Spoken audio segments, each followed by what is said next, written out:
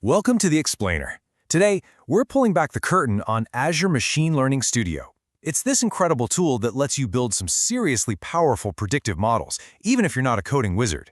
We're going to build a real-world solution together, right from scratch, taking it from just an idea all the way to a live, working application.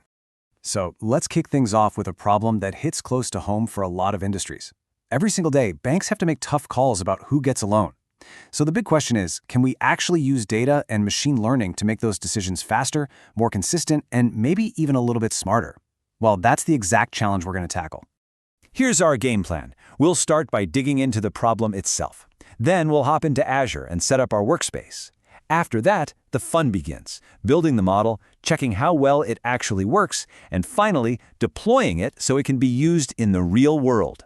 We'll wrap up with a few key challenges and the main takeaways. All right, first things first. Before we touch any technology, it is absolutely crucial to understand the why. You know, the actual business problem we're trying to solve. Our goal here is pretty straightforward, but it's also incredibly powerful. We want to build a model that can look at a loan application and give a simple yes or no prediction. We'll teach it to look at the same kinds of things a person would: income, credit history, employment details, to make its call. It's such a classic scenario, which makes it perfect for showing off what Azure ML Studio can do. Okay, so before we can start building, the fun part, we've got to get our digital workshop ready to go. This means laying the groundwork in the Azure cloud and getting our environment all set up. Getting set up is actually a really clean three-step process. First, we create what's called a resource group. You can just think of it as a big digital folder to keep our project nice and organized. Then, inside that folder, we spin up our machine learning workspace. That's our dedicated lab. And finally, the most important part. We upload our fuel, which is the dataset of old loan applications. And now this is where the magic really happens. We're going to actually build the model. The coolest thing about Azure's designer is that you're basically putting this whole predictive engine together visually, just by dragging and dropping blocks. No complex code needed. So building our workflow comes down to these 4 key steps. We'll start a new pipeline, pull our dataset in, and then we'll split that data into 2 very important chunks. And we'll talk more about why in just a sec. Finally, we choose the brain for our operation, the machine learning algorithm. So, why on earth do we split our data? Well, this is one of the most fundamental ideas in machine learning. Think of it like this. You use the big piece, the 70%, to teach the model. That's its textbook. The other 30%, you hide it. It's the final exam, with questions the model has never, ever seen before. This is how we make sure it's actually learning the rules and not just memorizing the answers. So what kind of brain are we giving our model? We're going with a classic, the decision tree. You can literally picture it as a super smart flowchart. It just asks a series of if-then questions, like, is the income over this amount? And is the credit score good? And follows the branches down to a final decision. Super intuitive, but really powerful for this kind of problem. Okay, so we've built a thing. Awesome. But does it actually work? And how well does it work? That's the million-dollar question, right? Let's dive into how we can actually measure its performance.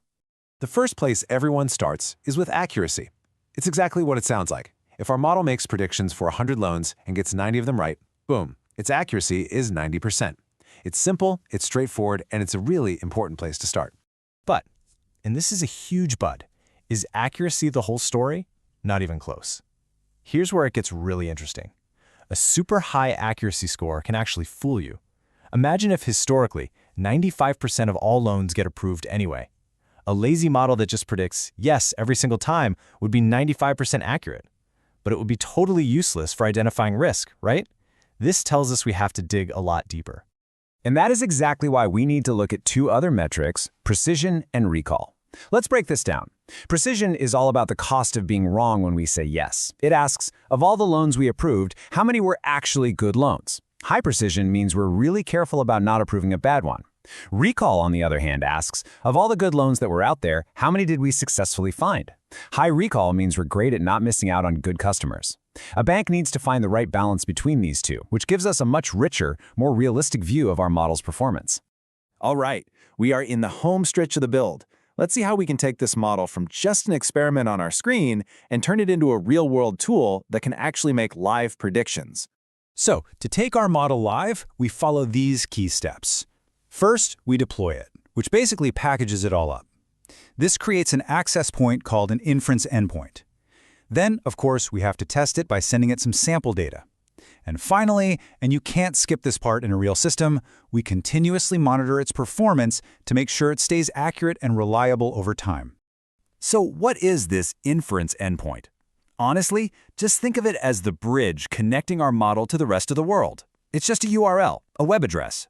Another application, like a bank's online loan form, can send the new applicant's data to this address. Our model does its thing, makes a prediction, and sends the answer right back, all in the blink of an eye. Now, while a platform like Azure Machine Learning Studio makes this process incredibly accessible, it's important to remember it's not magic.